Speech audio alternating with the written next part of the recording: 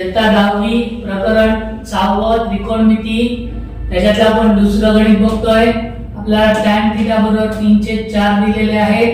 आपल्याला sec theta आणि cos थीटाची किंमत काढायची आहे। तर sec tan थीटा वरून आपण sec थीटा काढू शकतो।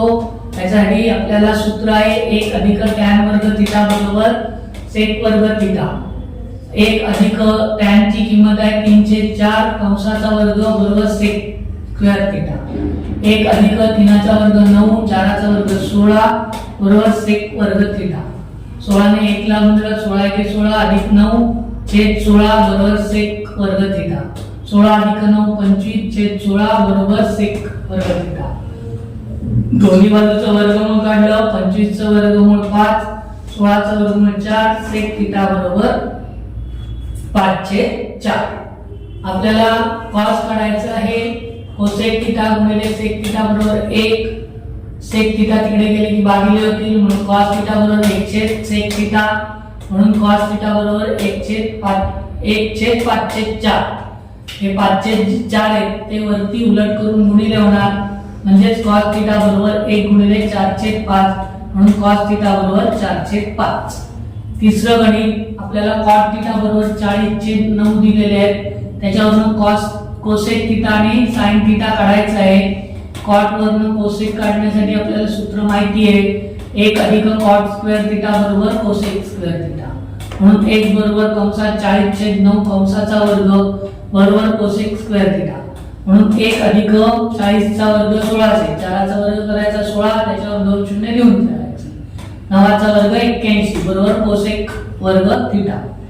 म्हणून 81 × 81 म्हणून 81 अधिक 16 छेद 81 बरोबर cosec वर्ग थीटा।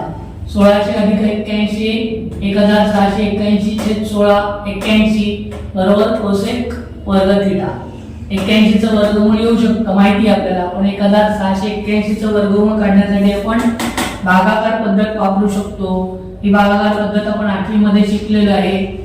आपल्याला जी संख्या दिलेली आहे त्याच्या एकच स्थानापासून 2 चे गट करायचे। पहिला गट 81 दुसरा गट 16। आता इथे अशी संख्या घ्यायची इथे आणि इथे की ज्याचा वर्ग 16 पेक्षा कमी किंवा 16 आहे। आपल्याला 4चा वर्ग 16 येतो म्हणून आपण इथे 4 लिहिले इथे 4 लिहिले 4 चौक 16 आणि अधिक पण 4 केले 16 पण 16 गेले उरले 0। हे दोन्ही संख्या एकदम खाली घ्यायच्या 81 इथे 1 येणार मग 81 1 81 इथे पण 1 येणार 81 1 81 0। ही जे पद्धत आहे या पद्धतीने आपण केलं तर आपल्याला पटकन वर्गमूळ मिळू शकतो। म्हणून 1681 चं वर्गमूळ 41 81 चं वर्गमूळ 9 म्हणून cos थीटा बरोबर 41/9। sin थीटा गुणिले cosec थीटा बरोबर 1 म्हणून sin थीटा बरोबर 1/cosec थीटा म्हणून sin थीटा बरोबर 1/41/9 त्याचा उलट करून मिळेल 9/41 म्हणून sin थीटा बरोबर 9/41। एकाने कोणत्याही संख्येला गुणलं की उत्तर तेच येतं। आता चौथ्या गणिताला 5 sec थीटा वजा 12 cosec थीटा बरोबर 0 दिलेला आहे। मग 5 sec थीटा बरोबर 12 हे वजा आहे तिकडे गेले की अधिक होतील म्हणून 5 sec थीटा बरोबर 12 cosec थीटा। हे 5 ते डाव्या बाजूला उजव्या बाजूला आले की भागिले होतील cosec डाव्या बाजूला आले की भागिले होतील म्हणून sec थीटा छेद cosec थीटा बरोबर 12/5। एक cosec म्हणजे 1/cos थीटा आणि cosec म्हणजे 1/sec म्हणजे 1/cos थीटा आणि cosec म्हणजे 1/sin थीटा बरोबर 12/5। हे 1/sin थीटा जे उलट करून गुणिले 1/cos थीटा गुणिले sin थीटा छेद 1 sin थीटा 1/sin थीटा म्हणजे sin थीटा छेद cos थीटा बरोबर 12/25 sin थीटा छेद cos थीटा म्हणजे tan थीटा बरोबर 12/25। आपल्याला sec थीटा काढायचा आहे। सूत्र आहे आधीच्या गणित बघितलंय 1 अधिक tan वर्ग बरोबर थीटा बरोबर sec वर्ग थीटा। 1 अधिक tan ची किंमत आहे 12/5 कंसाचा वर्ग बरोबर sec थीटा। 1 अधिक 12चा वर्ग 144 5 चा वर्ग 25 बरोबर sec वर्ग। 25 ने 1 ला गुणलं 25 अधिक 144 छेद 25 बरोबर sec वर्ग थीटा। 144 अधिक 25 169 छेद 125 sec वर्ग थीटा। दोन्ही बाजूचं वर्गमूळ काढलं 169 चं वर्गमूळ 13, 25 चं वर्गमूळ 5, sec थिटा बरोबर 13/5. sec थिटा वरून आपण cos थिटा काढू शकतो. सूत्र आहे cos थिटा गुणिले sec थिटा बरोबर 1.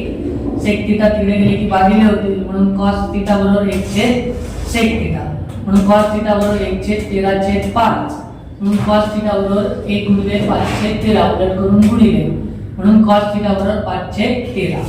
आपल्याला sin थिटा पण काढायचं आहे.